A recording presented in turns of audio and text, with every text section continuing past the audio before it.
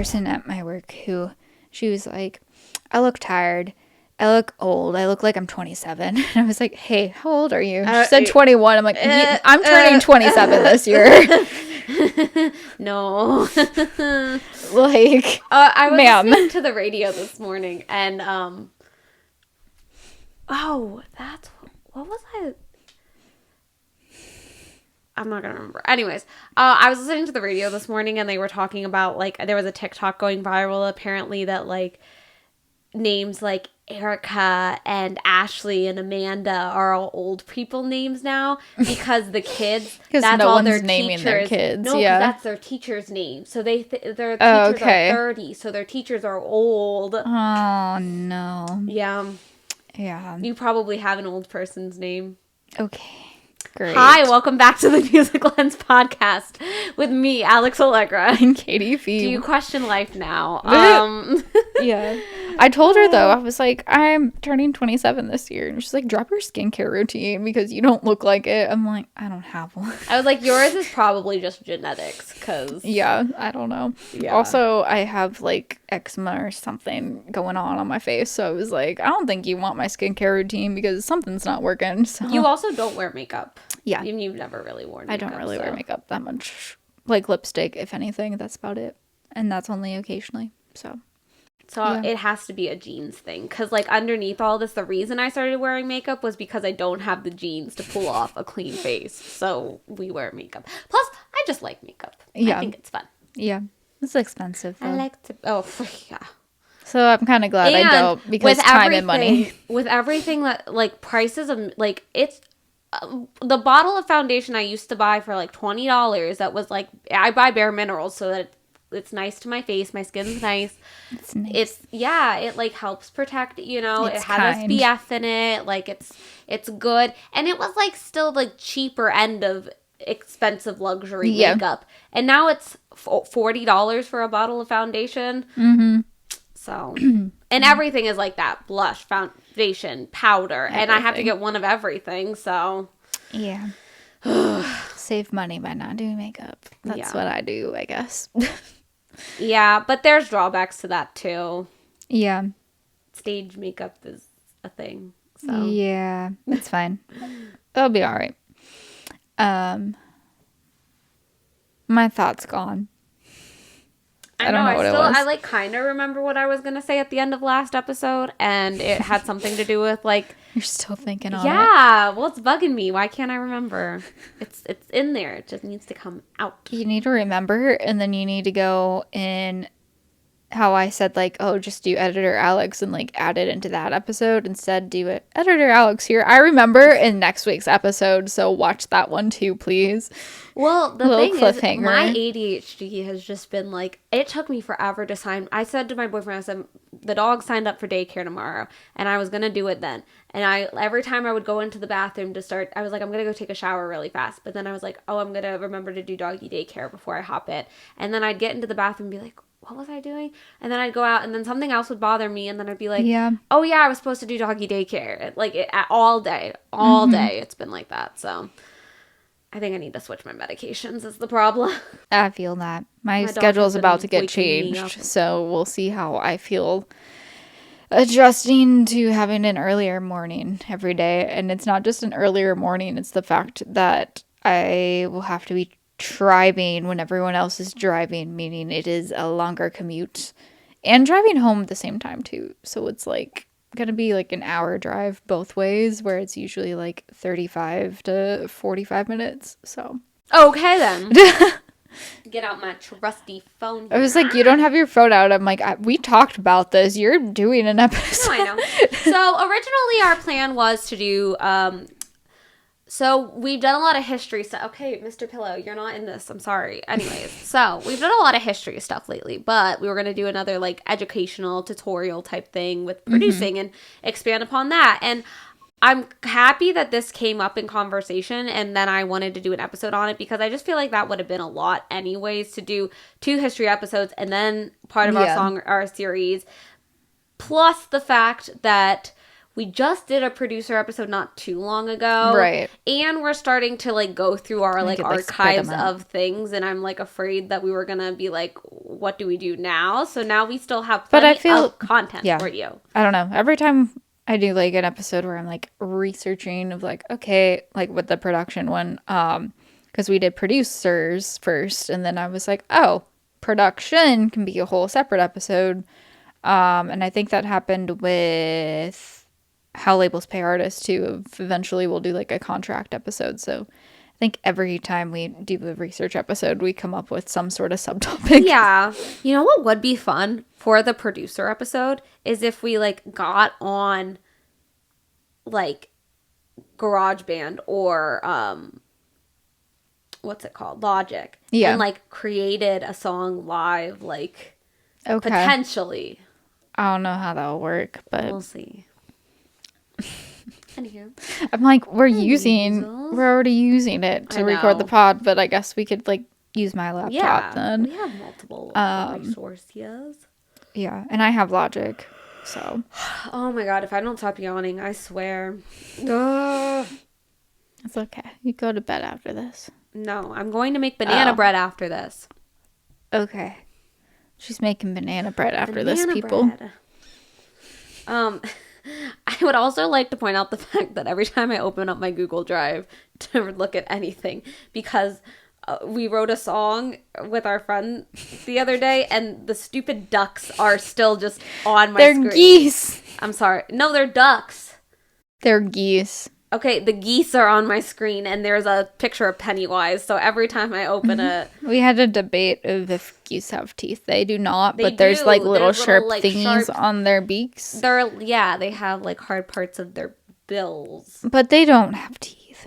I've been bit by one. I would have felt teeth if there were any.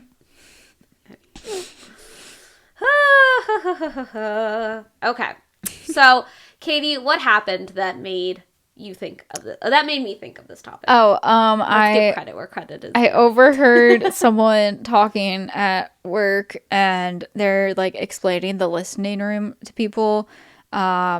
I don't know if we have anyone that's like outside of Nashville or hasn't been to Nashville that listens, but it's basically this venue within Nashville, and they mainly have like writers' rounds there. And so kind of like a dinner and a show situation where it's with like all original music. Essentially the premise. Yeah.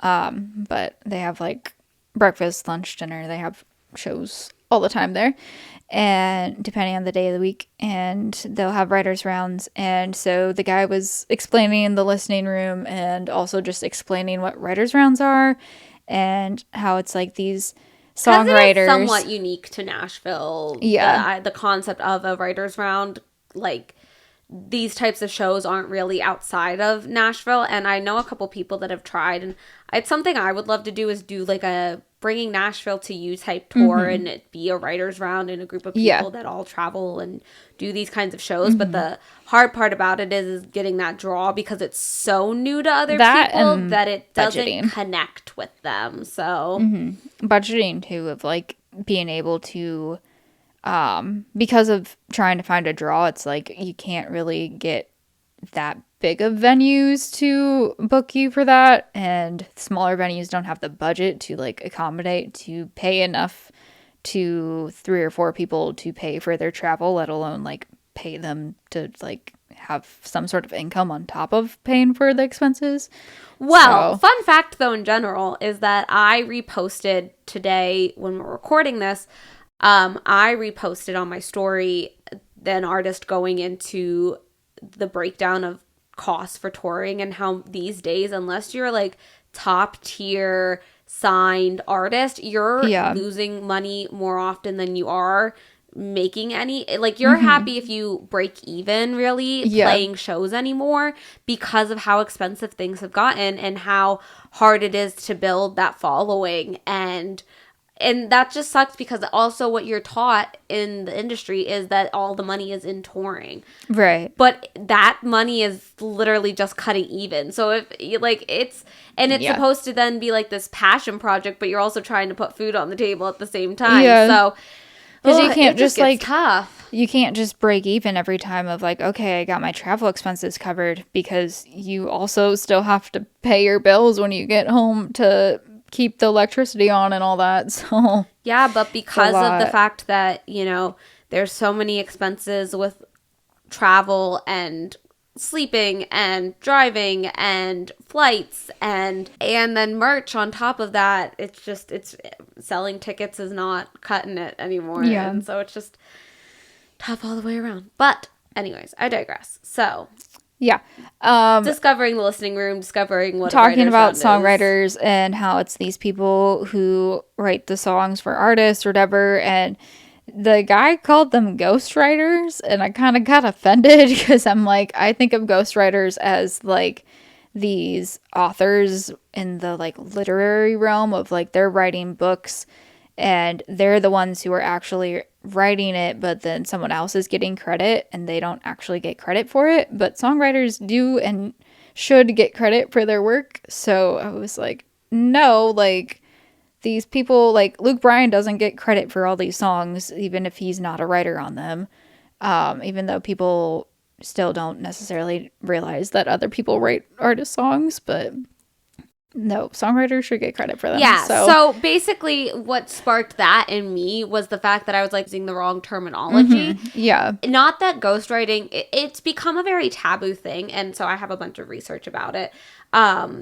It's become a taboo thing, and it really is, well, I'm jumping ahead of myself. So, ghostwriting is an unofficial term that refers to being hired to write content that is credited to someone else. So, that's different from a songwriter, who is someone who is hired to write songs with full credit to the public. So public facing, it is known in the credits, in interviews, and all this stuff is very forefrontly credited to these persons, to these artists that are also writing, to the songwriters. It is songwriters. While ghostwriting, they can be writers hired to help write a celebrity memoir, or is mainly used when someone is lacking experience, skills, or time to complete a desired project. So a lot of times you have it in the literary world where people will, I just always think of the Seven Husbands of Evelyn Hugo, because that's what she was essentially doing, was writing. So a lot of times when you see artists write a book about their lives, they're not the ones sitting down and writing it necessarily. They're hiring somebody as a ghostwriter because they're still going to attach their names as they're the ones that wrote it. But they might be recording, like talking into, every time they have a story, they'll talk into a recorder, and then that gets transcribed by somebody and like edited and like written in a story format. Right. Yeah. Made to actually be readable and not just a form of consciousness necessarily. Mm-hmm. So that's where the ghostwriter comes in. Now, these people do get credit in the sense that I think sometimes they're like hidden away in the book. Like it'll be like written by X and X, because you still give credit to people that were in songwriting cases. Some people are in the room, or sometimes artists, when they're really, really big, like Beyonce level big, will hire people to write for them, but they will like attach themselves very last minute and maybe change like one line or one word to give themselves credit, because they know that they are only, because it's much more profitable to have credit in the songwriting, in producing, and in artistry, kind of that overall package. Whereas if you're getting only the artist credit, you're not getting the songwriter credit, which can be detrimental to some artists, especially when they're trying to build a cohesive brand with themselves as a songwriter. But I will say that some of like the more professional songwriters, especially in town, I think of Steve Mokler, and the fact that one of his first songs that he put out wasn't written by him, but he had such a strong point as to why, because even though his whole brand is songwriting and doing all this stuff, like the song itself just needed to be said and needed to be sung, so he wanted to have the honor to sing it. So, but again, you give full credit to the songwriters, you give full credit to the artist. It wasn't a ghostwriting situation. It was this song got pitched to me. Yeah. And there's a difference between getting a song pitched to you and hiring somebody deliberately to write for you under your name, essentially. In the music industry, ghostwriting has been common in practically any genre, mainly pop, rap, hip hop, but also so far as classical music. The term was coined by Christy Walsh in the 1920s, who was a literary agent for American sports celebrities at the time. So he would write their stories. Again, like I said, like he was probably getting told these stories and writing them, but he was the ghostwriter for these celebrities who were getting the credit on the books. So Can I say something slightly off topic, but somewhat just like it got triggered in my brain? Because you're talking about like memoirs and like autobiographies, quote unquote, auto. I saw that there's going to be a biopic for Randy Travis called Forever and Ever Amen, which is also his book title. So I feel like it's probably going to somewhat based off of the book, but that just made me think of that because I'm excited for another biopic and it's Randy Travis. Yeah. But yeah, that could have been like, well, I think there's credit for, I can't think of who he wrote it with, but obviously it was like post-stroke, so he definitely had help with writing it. That's where things can get a little murky with the ghostwriting term. And what I was going to say was the concept of ghostwriting is really relative to the United States and is referred to in other countries under other names. Okay. And mostly because in other countries, a lot of what is ghostwriting, because of the laws and the credit that needs to be received, it's basically illegal. Okay. In a sense, with other countries' laws and stuff.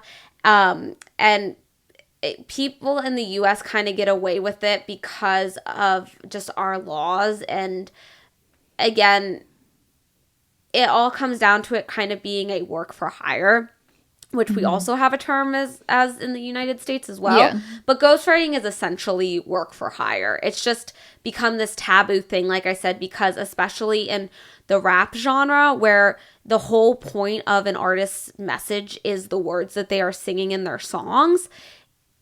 When you're not the one writing those songs, it became taboo, which created this term called ghostwriting. Okay. And I think especially in the United States, you know, it's always like such a big thing to make it in this music industry and in any football and sports. Like the US has such like a different perspective on the celebrity outlook, I believe. So it became this other word because it was this taboo thing, like, oh, you have a ghostwriter. And it was something that they were keeping hidden. Whereas like a work for hire is very much like kind of very openly to the public.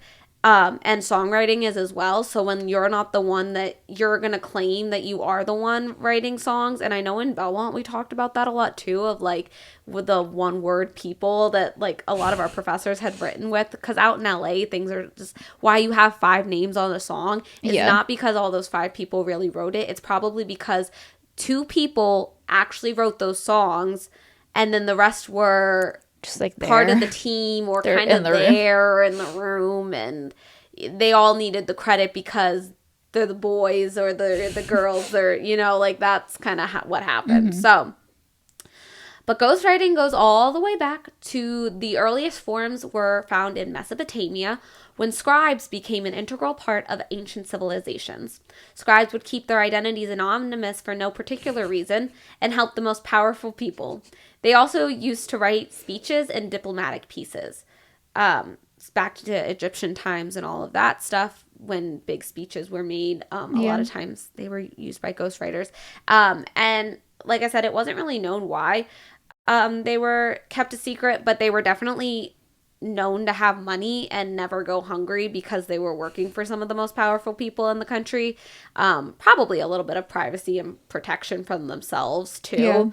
Yeah. But scribe work was a lot of hard work because it's not obviously, maybe not obviously, people today are just kind of, we're all taught to read and write, but it was a very select few that got to learn that skill back in those times. So ghostwriting can also be traced as far back as the 18th century. Wolfgang Amadeus Mozart was one of the most well-known ghostwriters, and he was paid to write music for wealthy patrons to take credit for. Oh, okay. So I thought that was interesting.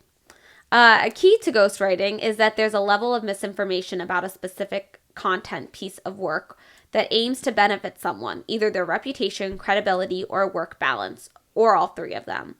And then back to being a work for hire. So a work for hire is a similar arrangement in other countries where a song is bought out from somebody in all legal but the difference is that all legal ownership has been transferred to the person that pays for the work.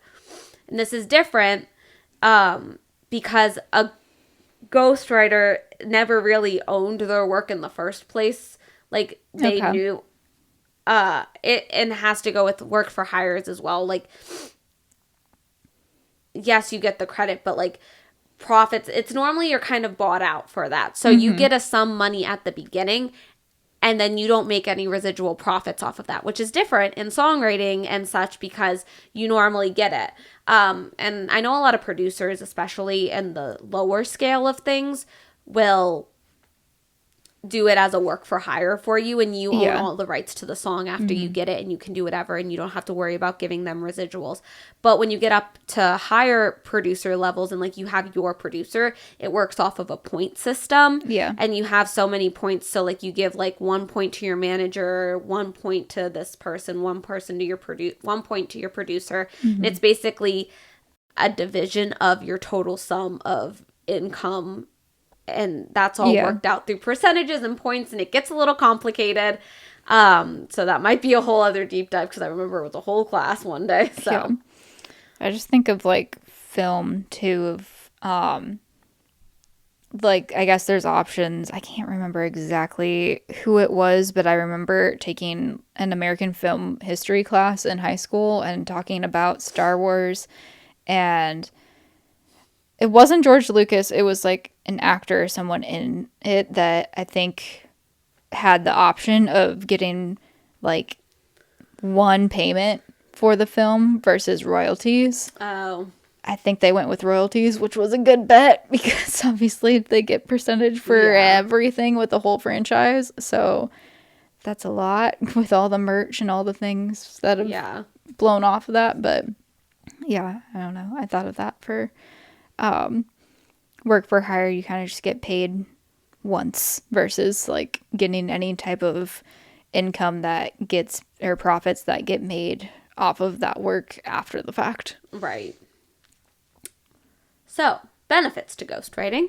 You get paid benefits to ghostwriting. You can get paid pretty well. So, starting on the low end of things, your rate can go from $50 to $200 an hour per song that you do. But well-known rappers specifically have been known to get anywhere from $5,000 to $50,000 a write. Cool. Yeah. It can also help you create a reputable reputation in the industry if you want to be a songwriter. Ghostwriters can even make more money than artists that release their own songs because they get paid outright. And if the song flops, then they still get a good sum of money, and then it's not their problem.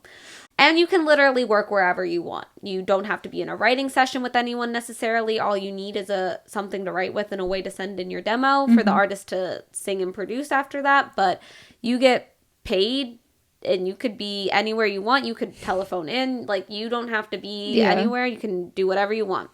So, definitely some people enjoy that aspect of getting to do what they want. It allows you to like network with people, especially like higher up in the industry. Like I said, with the reputable reputation. If you're known for having really strong lyrics and, you know, being able to have somebody else's voice and opinion in your writing, like that's a really strong and unique thing to do, because it is tough to like, I know, a lot of times we use other artists that we look up to as inspiration. Like, okay, what would we say a Taylor Swift song sounds like today? And like, that's kind of a writing exercise. But when you can write similarly to an artist and know how to like embody that voice, you're going to get paid a lot to be able to write for them instead. Especially when they're like running out of time, and, you know, it's just easier to pay somebody.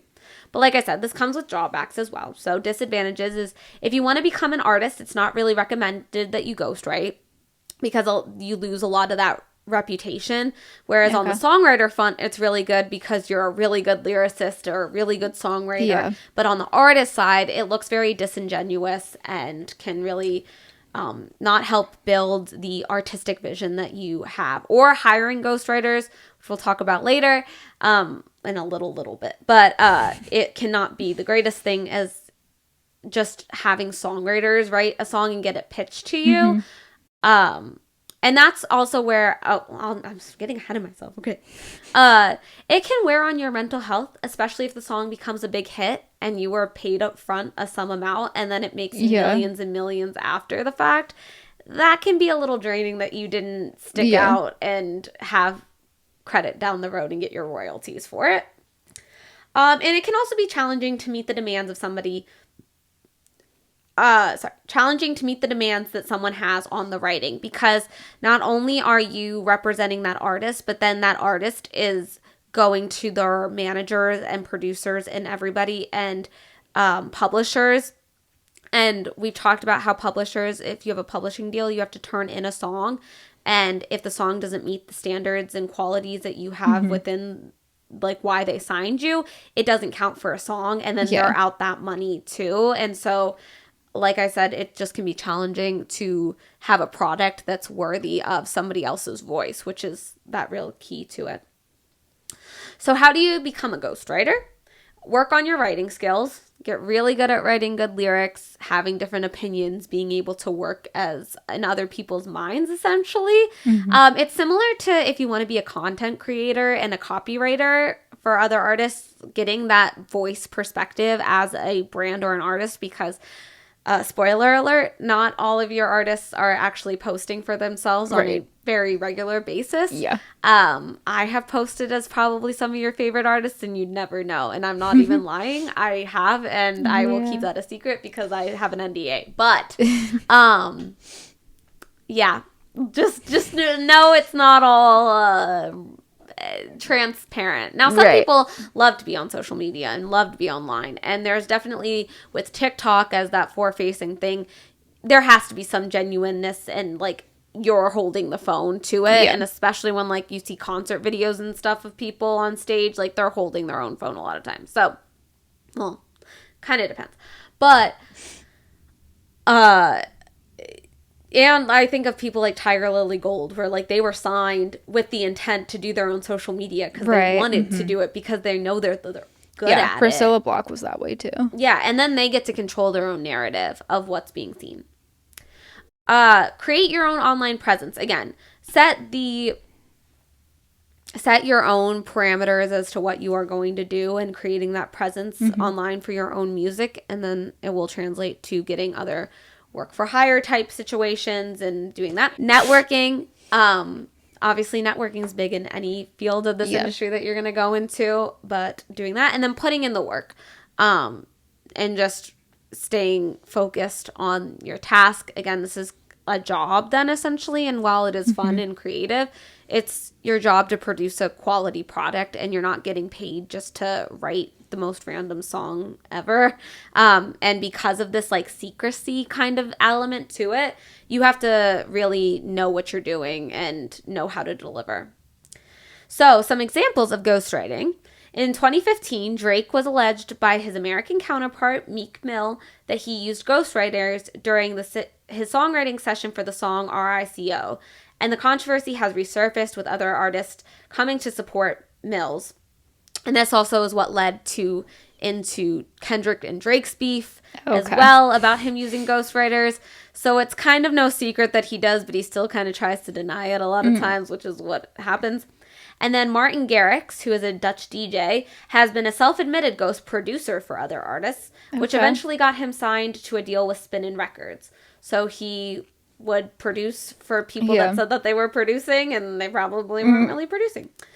And then I had a little fun game that I thought we could play. Okay. What? Did you have thoughts? No. Oh, okay. We're only 30 minutes in. I know. I'm not good at games. I feel like you have me play games, and then I'm like, I don't know what I'm doing. Here was the problem with the game, though, and why I said it gets really murky as to why we have in the U.S., why we have this ghostwriter taboo-ness versus just a work for hire. Because at the end of the day, well, again, because like, where does the line cross of like, this was a ghostwriter, this was a songwriter, and this was a work for hire? Like, specifically outlining which was which. Because songwriter is the easy one. You get royalties on your songs and you get full credit. Yeah. And ghostwriters can kind of go either way. You kind of get a little bit of credit, but not really. And it can be a work for hire, because ghostwriters can also get royalties, but then like, again, with the legal ramifications of the US, it's a little different. But in other countries, it's illegal to do that because it's taking credit for something that's not yours, and it is counted as a work for hire, and you just get paid a flat sum. And there was no real definition between the ghostwriter and the work for hire that I could find, really, that clarified it to the degree. So then, when I went on and tried to find, like, what are some famous songs that are work for hires, or who moonlight as ghostwriters, it became weird because I would like find it and then like these people would say, oh yeah, I wrote this song for them. But I wasn't really sure if they were ghostwriting or if it was they were just a songwriter on the project. Okay. Does that make sense? Yeah. So then I think the game is going to be... Hold on, I have to open up. Oh no. Are they a ghostwriter or are they not? So I'm going to say an artist and you're going to say yes or no, you think that they ghostwrite for other artists. Oh, okay. Does that make sense? I mean, is it in the way of what was Taylor had like a pen name type. See, and that's where I wasn't sure, and that's where I got confused as well. Okay. Hold on a second. Have you heard the Lady Gaga song that sounds like yes, 1989? I just heard that today, and I was like, no, it sounds like Hit Different. Oh, I guess that too, I guess. But it feels very 1989. And I was like, holy shit. Taylor.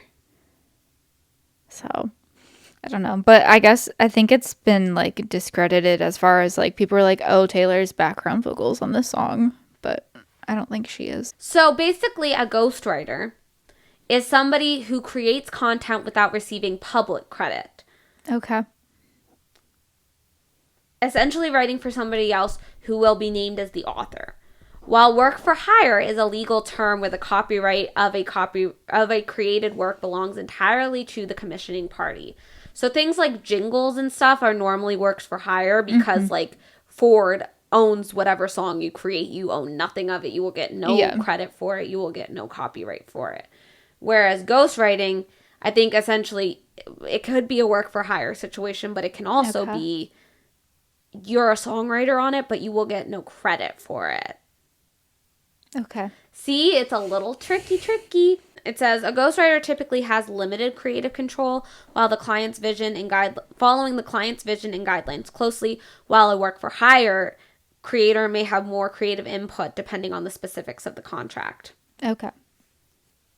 Ghostwriting is often used by public figures, celebrities, or business who want to publish content without writing it themselves, while work for hire is commonly applied to situations where an employer commissions a specific project from a freelancer or employee. So I'm going to say a song and the artist, and you're going to tell me if it was written by the artist or if it was ghostwritten by another artist.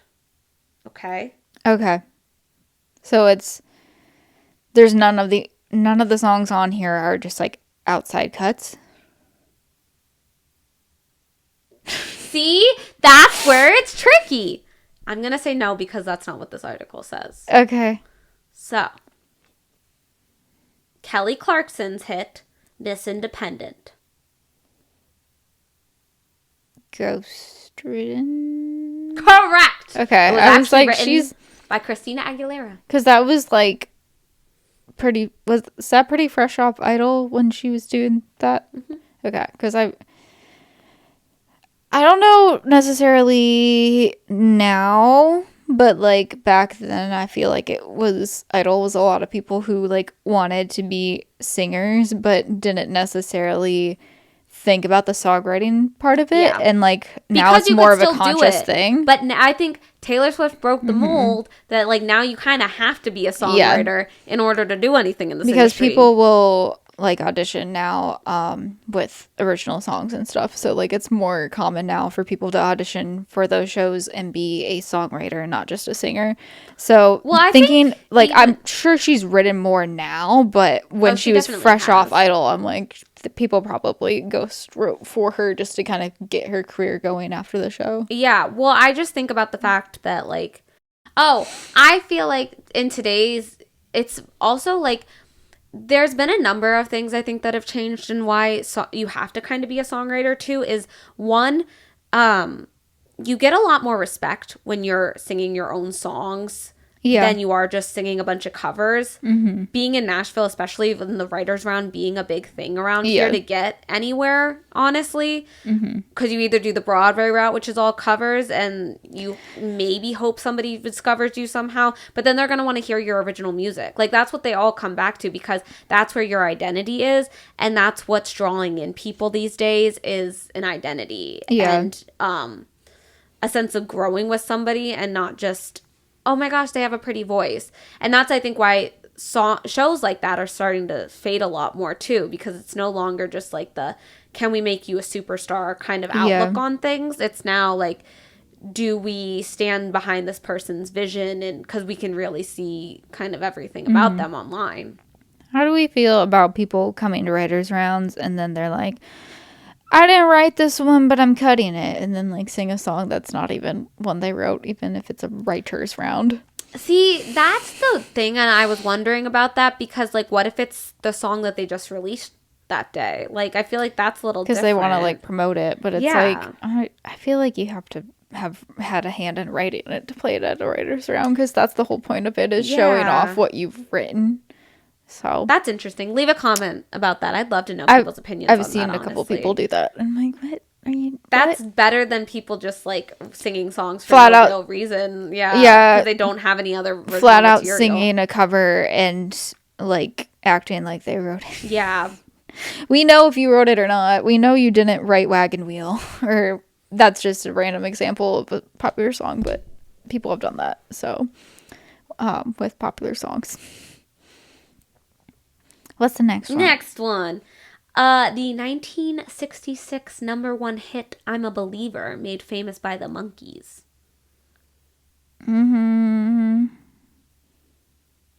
Was that written by them? No, it was written by Neil Diamond. Well, wouldn't that just be a cover? No, it was written for the band by Neil Diamond. Okay. But they say he was a ghostwriter? Apparently. But he has credit now. We know who he is. Publicly known that he wrote it. That's what I'm saying. That was like, I found one that was like, Kesha wrote a song for Britney Spears.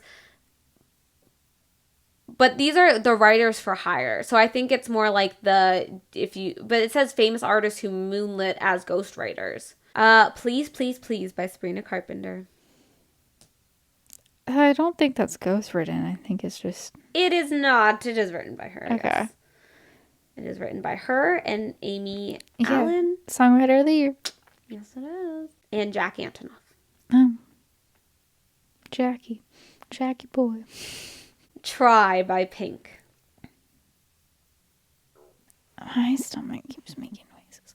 I would like to say she wrote that. She did. I'm trying to find the song credit. Sorry. Just kidding. She did not. Okay. I picked the wrong one for it. It was written by Ben Weston Busby. Oh, Busby. But the reason I picked her was because she is on the list, because she did ghostwrite for Adam Lambert's What Do You Want From Me? Oh. She wrote that one. That feels like I could hear her singing that, so there we go. Right? Okay. Halo by Beyonce. Ghostwritten? It was written by Ryan Tedder of One Republic. Okay. Who is behind a lot of songs that you probably don't realize he's behind. He is one of those people that I could very easily see ghostwrites. Yeah. A bunch of stuff. Bruno Mars.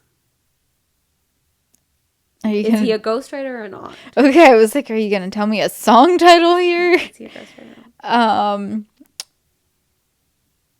I can see him ghostwriting for other people, yeah. Before he was a household name, he wrote hits for CeeLo Green and Flo Rida. Okay.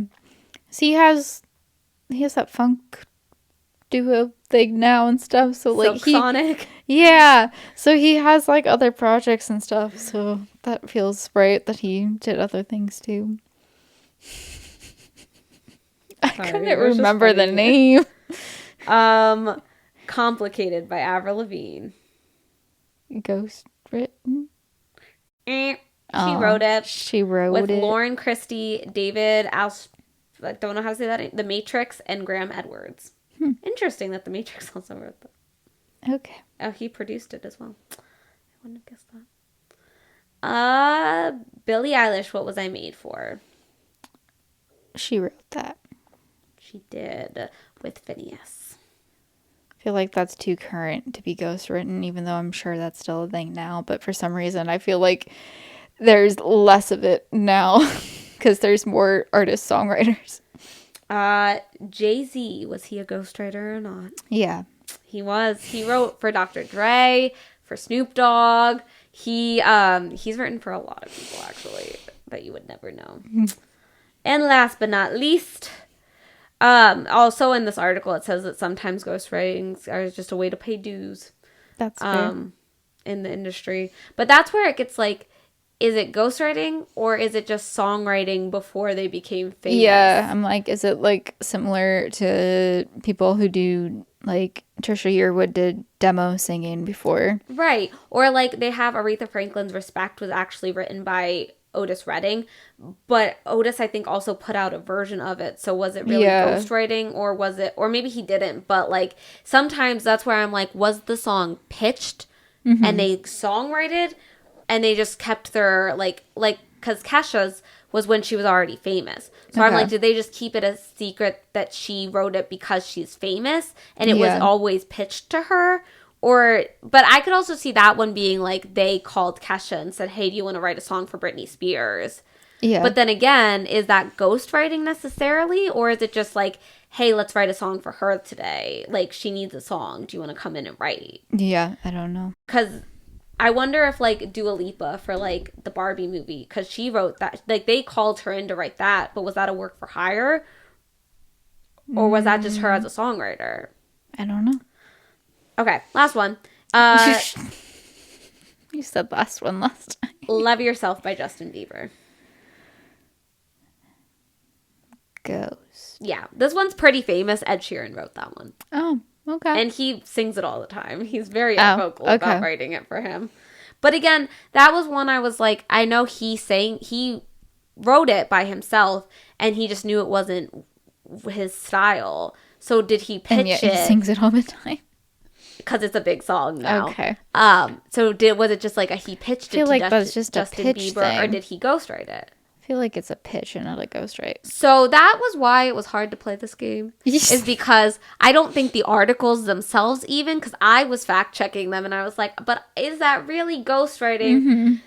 Because again, ghostwriting in other countries, the reason ghostwriting isn't a thing is because it can kind of have a workaround with our legal rules. But in other countries, it's like, no, that's illegal. You either are a songwriter or it's a work for hire. Mm-hmm. There's no gray area. Whereas in the U.S., and it has become this taboo thing, again, especially in the rap community. But there's nothing wrong with being a ghostwriter either if you want to keep your identity a secret and also get credit, but not publicly, like, and get a bunch of money. Like, there's nothing wrong with it.